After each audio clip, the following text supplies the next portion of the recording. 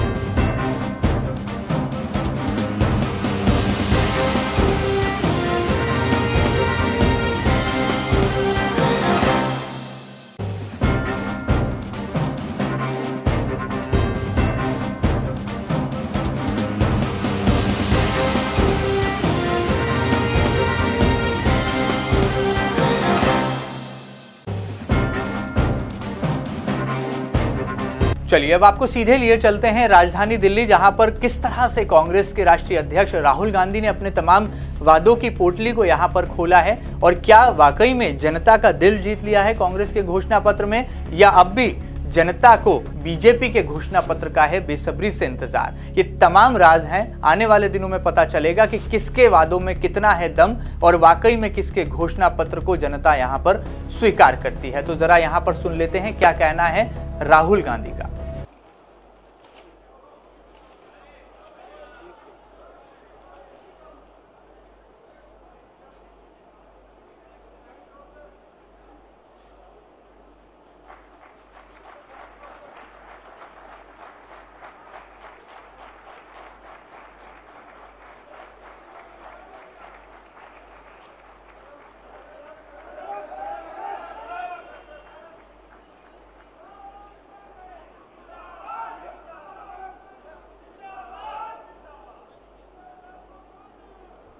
कांग्रेस अध्यक्ष और सभी नेतागणों का बहुत बहुत शुक्रिया। दोस्तों, हमें विश्वास है कि एक नए इतिहास की संरचना ये जन घोषणा पत्र 2019 करेगा और अब जिसकी हम सबको इंतजार था, मैं अनुरोध करूंगा कांग्रेस अध्यक्ष श्री राहुल गांधी जी से कि वो आएं और अपना वक्तव्य यहां दें।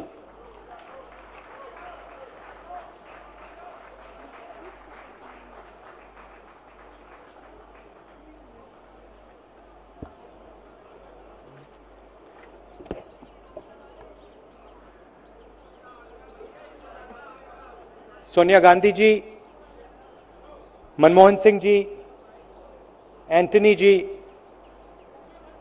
P. Chidambaram ji, Gowda ji, Venugopal ji, all my Congress colleagues, General Secretaries, brothers and sisters, friends from the media, I'd like to welcome all of you here today. We are releasing this manifesto, and it is a massive step for the Congress party. When we started this process about a year back,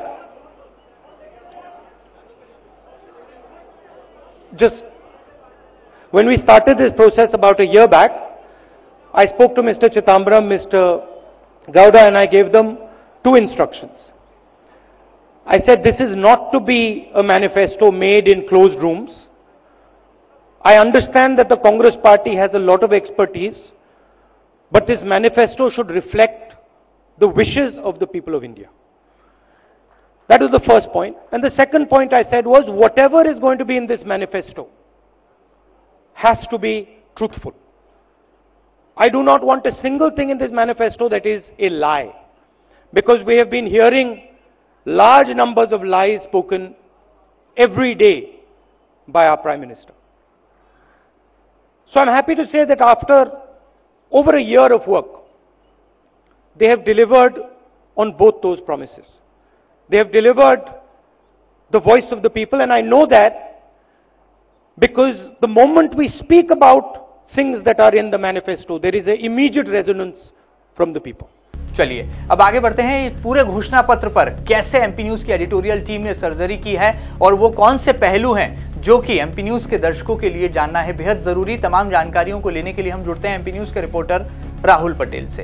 Rahul, जरा दर्शकों को बताइए कि किस तरह से कांग्रेस के राष्ट्रीय अध्यक्ष राहुल गांधी ने अपने वादों की फहरिस्त अब जनता के सामने रख दी है, और क्या वाकई में लोकसभा चुनावी समर में कांग्रेस का ये घोषणा पत्र सियासत की हवाओं को बदलने की ताकत रखता है?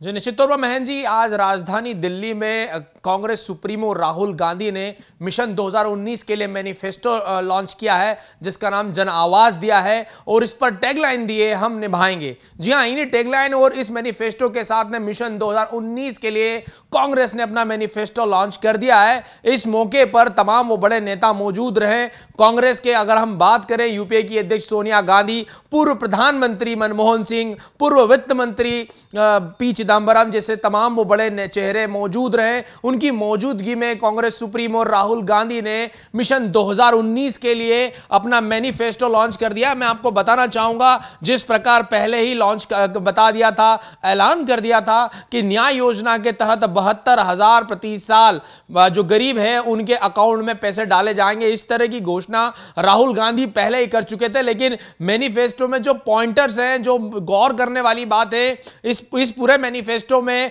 खासकर किसान, शिक्षा और रोजगार जैसे बड़े मुद्दों पर सीधे वार किया गया है। और मैं आपको मेन मुद्दों की तरफ ले जाना चाहता हूं, मेन उन मैनिफेस्टो के पॉइंट्स पर ले जाना चाहता हूं जिनके आधार पर जनता तय करेगी आखिर वो कांग्रेस के साथ जाए, बीजेपी के साथ जाए या और कोई उसकी चॉइस रहे। मैं आपको बताना चाहूंगा, कांग्रेस सुप्रीमो ने एक नारा बुलंद किया। इस दौरान उन्होंने कहा है गरीबी पर वार 72,000। जी हां, गरीबी पर वार 72,000 ये न्याय योजना का जुमला है और उसी के साथ में ये शुरू किया गया है और गरीबों को न्याय दिलाने की बात की गई है। वहीं मैं आपको बताना चाहूंगा, देश में सबसे बड़ा जो मुद्दा है बेरोजगारी का, उसको लेकर कांग्रेस ने निगाह गड़ाए रखी थी और उस पर एक बड़ा ऐलान करते हुए कहा कि आगामी 3 सालों के लिए यदि कांग्रेस की सरकार बनती है तो युवाओं के लिए, स्टार्टअप के लिए कोई परमिशन लेने की आवश्यकता नहीं होगी, वो अपना स्टार्टअप स्वतंत्र रूप से शुरू कर सकते हैं। बढ़ते हैं अगली खबर की ओर, अगले पॉइंटर की ओर। तो मैं बताना चाहूंगा, जिस प्रकार से कांग्रेस ने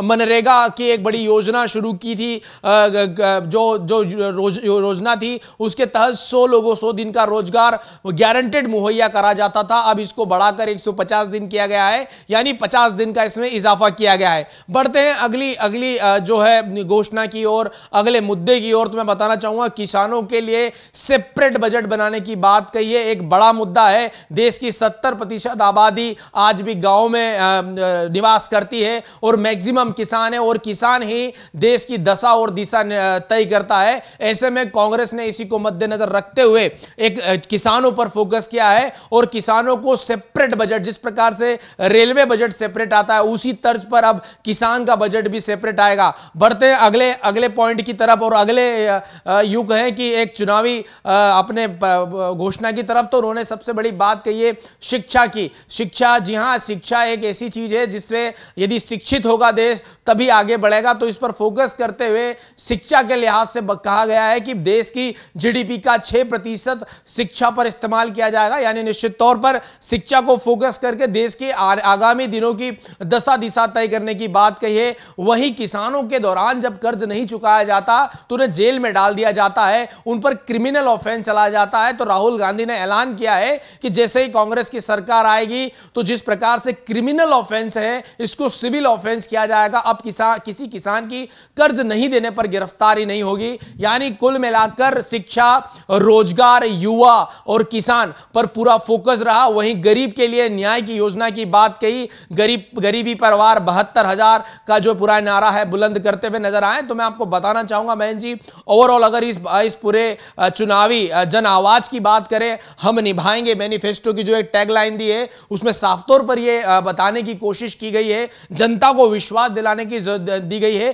कि जिस प्रकार हमने किसानों का कर्ज माफ किया है उसी तर्ज पर हम जो भी वादे कर रहे हैं, जो भी ये अब सारी चीजें हम हमारे मैनिफेस्टो में लिख रहे हैं उसे हम निभाएंगे। इस तरह की बात करते हुए नजर आए राहुल गांधी। और मैं आपको बताना चाहूंगा जिसका बेसब्री से इंतजार था, कांग्रेस ने अपने पत्ते खोल दिए हैं। बहरहाल देखना होगा कांग्रेस के इस मैनिफेस्टो के बाद भारतीय जनता पार्टी कितना इस पर रिसर्च कर अपना मैनिफेस्टो बनाती है। चूंकि एक बार मध्य प्रदेश में गलती हो चुकी है, किसान कर्ज माफी का जो मुद्दा कांग्रेस ने बनाया था उसके बाद भारतीय जनता पार्टी बैकफुट पे नजर आई थी। तो ऐसे में कयास लगाए जा रहे हैं कि इस प्रकार से भारतीय जनता पार्टी भी कई बड़े ऐलान कर सकती है अपने मैनिफेस्टो में। महन जी, चलिए बहुत बहुत शुक्रिया यहाँ पर राहुल इन तमाम जानकारियों के लिए। तो ये थे एमपी न्यूज के रिपोर्टर राहुल पटेल जो कि हमें बता रहे थे, बारीकी से हर पहलू के बारे में बता रहे थे, कैसे किसानों को, युवाओं को साधने की बड़ी कोशिश यहाँ पर कांग्रेस पार्टी ने की है। जहां एक और सरकारी अस्पतालों को मजबूत बनाने का वादा भी कांग्रेस के घोषणा पत्र में शामिल है, तो वहीं किसानों के लिए पृथक से बजट का ऐलान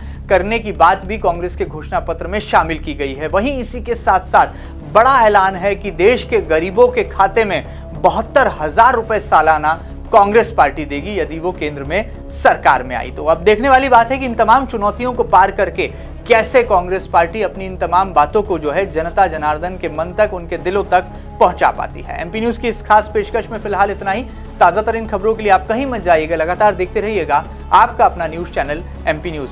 यदि आपको ये खास कार्यक्रम पसंद आया और अभी आप यदि ये कार्यक्रम फेसबुक या यूट्यूब पर देख रहे हैं तो जरूर कमेंट बॉक्स में जाकर कमेंट कीजिए। और यदि आप यही खास कार्यक्रम टेलीविजन पर देख रहे हैं तो नीचे फ्लैश हो रहे व्हाट्सएप नंबर पर हमें अपनी प्रतिक्रिया जरूर पहुंचाएं। ताजा तरीन खबरों के लिए आप लगातार देखते रहिए एमपी न्यूज। नमस्कार।